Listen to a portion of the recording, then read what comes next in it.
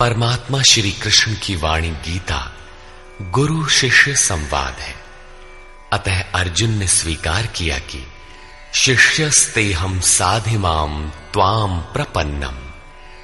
भगवन, मैं आपका शिष्य हूं, आपकी शरण हूं।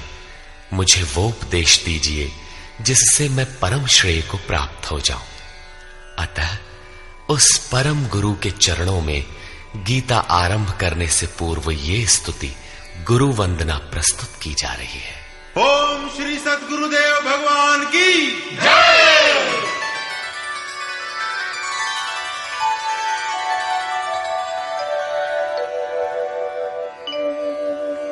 जय